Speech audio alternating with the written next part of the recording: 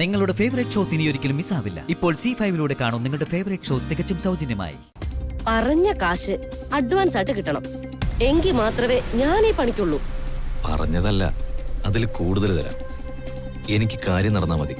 അങ്ങനെയാണെങ്കിൽ ഒരു date fix ചെയ്ത് എന്നെ വിളിച്ചാ മതി. ഇവിടെയുള്ള ഏർപ്പാടൊക്കെ ഞാൻ ആക്കിക്കോളാം. Thank you doctor. ശരി, ഓക്കെ. ആ, ഒരു കാര്യം പറയാൻ വിട്ടുപോയി. വേറൊന്നുമല്ല, അബോഷന് ശേഷമുള്ള ലീഗൽ കോംപ്ലിക്കേഷൻ ഒന്നും എന്നെ വലിച്ചഴക്കരുത്. അതിന്റെ റെസ്പോൺസിബിലിറ്റി മുഴുവനും നിതീഷ് തന്നെ ഏറ്റോളണം. അതൊന്നും ഓർത്ത് ഡോക്ടർ ടെൻഷൻ അടിക്കണ്ട, ഒക്കെ ഞാൻ ഡീൽ ചെയ്തോളാം. ഓക്കെ, ശരി ശരി.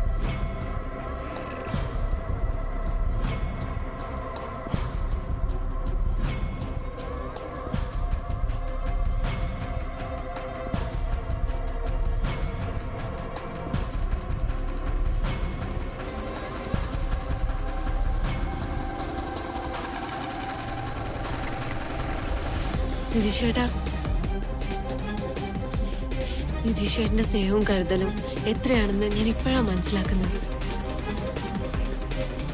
അത് പിന്നെ നിനക്ക് മാത്രമുള്ളതല്ലല്ലോ, നമ്മുടെ കുഞ്ഞിനും കൂടിയുള്ളതല്ലേ. ലോകത്തെ ഏറ്റവും നല്ല ഭർത്താവ് എന്റെ നിതീഷേട്ടനായിരിക്കും, എനിക്ക് ഉറപ്പാ. നിധിയേട്ടനെ ഞാൻ ഓർമ്മിപ്പിക്കേണ്ട കാര്യമൊന്നുമില്ലെന്ന് എനിക്കറിയാം. എന്നാലും ഞാൻ എന്റെ മനസ്സിന്റെ അതുകൊണ്ട് പറയുന്നതാ. അധിക നാൾ ഇത് മൂടി വെക്കാൻ പറ്റില്ലെന്ന് ഏട്ടനറിയാലോ. ഇനി ഏറിയാൽ 2 മാസം. അതിനകം എന്റെ വയറ് കണ്ടു തുടങ്ങും. ഇപ്പൊ തന്നെ തലകർക്കും ഛർദിയും ഒക്കെ വീട്ടുകാരറിയാതിരിക്കാൻ ഞാൻ പാടുവിടുക. കാര്യങ്ങൾ ഇനി ഒട്ടും വൈകാതെ നിധിയേട്ടൻ വീട്ടിൽ അവതരിപ്പിക്കണം. എന്നിട്ട് അമ്മയും കൂട്ടി എന്റെ വീട്ടിൽ വന്ന് കല്യാണം ആലോചിക്കണം. നീ ഇങ്ങനെ ടെൻഷൻ ആവുന്നതിനാ? എല്ലാം നമുക്ക് ചെയ്യാന്നേ, ഞാൻ ചെയ്തിരിക്കും. നീ വാ, വന്നേ. ആ, ഡോക്ടർ പറഞ്ഞത് കേട്ടല്ലോ, ആരോഗ്യം നന്നായിട്ട് ശ്രദ്ധിക്കണം. പോകുന്ന വഴിക്ക് നമുക്ക് കുറച്ച് ഫ്രൂട്ട്സ് വാങ്ങണം. അതൊക്കെ നീ കൃത്യമായിട്ട് കഴിക്കുകയും ചെയ്യണം. വിളർച്ചയൊക്കെ മാറണ്ടേ?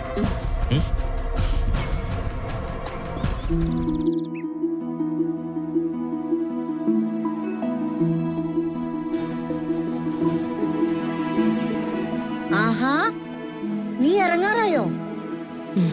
നേരത്തെ പുറപ്പെട്ടാൽ കാര്യങ്ങളൊക്കെ നേരത്തെ നടക്കുമല്ലോ. ആ, നിന്റെ തിടുക്കൊക്കെ എനിക്ക് മനസ്സിലാവും.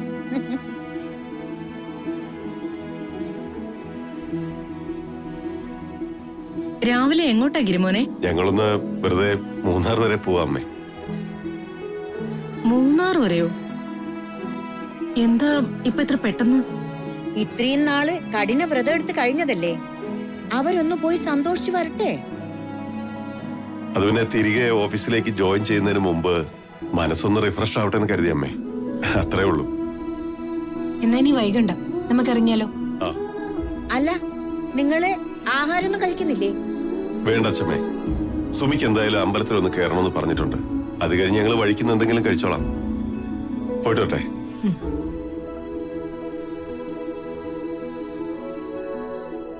പോയി വാ മക്കളെ, കാര്യങ്ങളൊക്കെ വിചാരിച്ച പോലെ നടക്കട്ടെ. ഇതോടെ എല്ലാം നല്ല വഴിക്കാവട്ടെ. ചെല്ലേ. ശരി അച്ഛമ്മേ.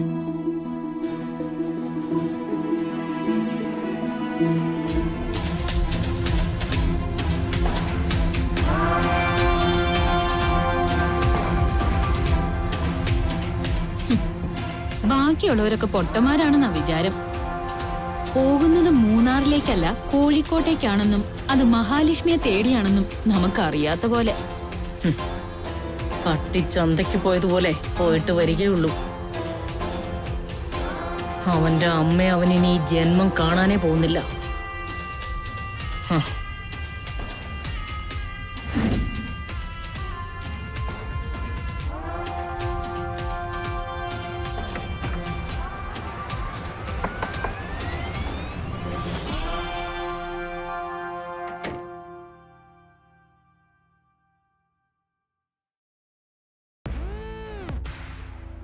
ഞാൻ മിലാനിൽ നിന്ന് തിരിച്ചു വന്ന ദിവസം മുതൽ ശ്രദ്ധിക്കാം.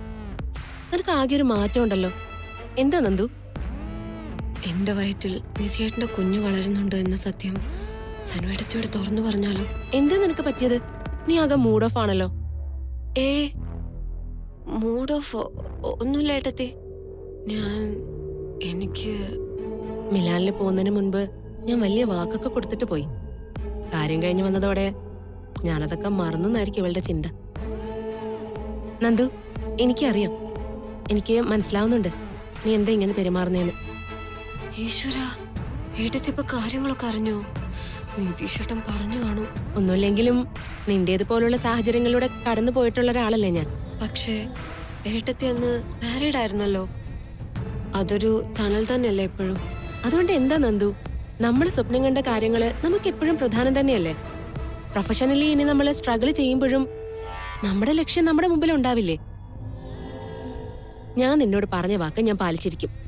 ആ വലിയ ഇവന്റിന് വേണ്ട ചരടുവലികള് ഞാൻ തുടങ്ങിക്കഴിഞ്ഞു നന്ദു. പക്ഷെ സനുവേട്ടത്തി, ഞാൻ ഇപ്പോഴത്തെ അവസ്ഥയില് അറിയാം, നീ ഇപ്പോഴും തിരിച്ചറിയപ്പെടുന്ന ഒരു മുഖം ആയിട്ടില്ല. നിന്റെ കരിയറിൽ നീ ഒട്ടും സക്സസ്ഫുള്ളും അല്ല. ആ മെഗാ ഇവന്റിൽ പങ്കെടുക്കാൻ പോകുന്നത് ഇന്ത്യയിലെ തന്നെ വലിയ വലിയ ഡിസൈനർമാരായിരിക്കും. എന്റെ പഴയ കോണ്ടാക്ട്സ് മുഴുവൻ ഞാൻ അതിനുവേണ്ടി പൊടി തട്ടിയെടുക്കാൻ ആരംഭിച്ചിട്ടുണ്ട്. ആ ഷോയില് നിന്റെ കൂടെയുള്ള മോഡലുകളെക്കാൾ പ്രാധാന്യം നിനക്കായിരിക്കും നന്ദു. റാമ്പിൽ ലീഡ് ചെയ്യുന്നത് നീ ആയിരിക്കും. നീ സ്വപ്നം കണ്ട നിന്റെ കരിയറിലെ വളർച്ചയിലേക്കുള്ള മേജർ ടേണിംഗ് പോയിന്റ് ആയിരിക്കും ഇത്. ഒരു 5 അല്ലെങ്കിൽ 6 മാസം അതിനുള്ളില് ഈ ഷോ നടക്കും. അതോടെ നിന്റെ തലവര മാറും നന്ദു. Trust me.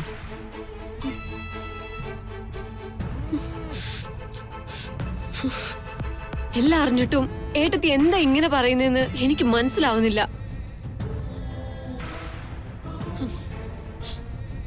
അല്പം മുമ്പ് ഏട്ടത്തിയല്ലേ പറഞ്ഞത് എന്റെ അവസ്ഥ അറിയാന്ന്.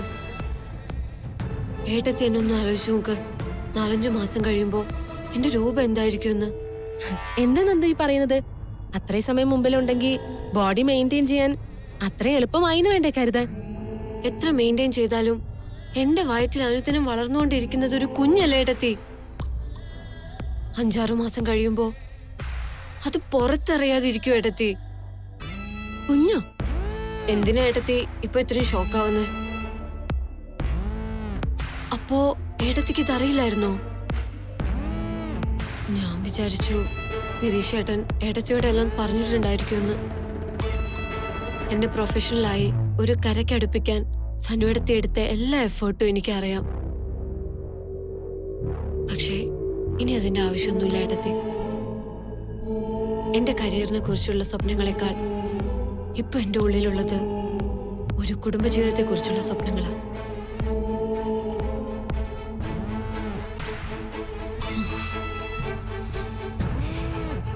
ഉടനെ തന്നെ ഞാനും നിതീഷേട്ടനും തമ്മിലുള്ള കല്യാണം ഉണ്ടാകും. നന്ദു, നീ ഈ വിഷയം ഞാൻ ഇതുവരെ ഇവിടെ ആരോടും പറഞ്ഞിട്ടില്ല. തൽക്കാലം ഇത് ഏടത്തിയുടെ മനസ്സിൽ തന്നെ ഇരുന്നാ മതി. ഡൗൺലോഡ് ചെയ്യൂ C5 ആപ്പ്. കാണൂ എല്ലാ എപ്പിസോഡുകളും സൗജന്യമായി.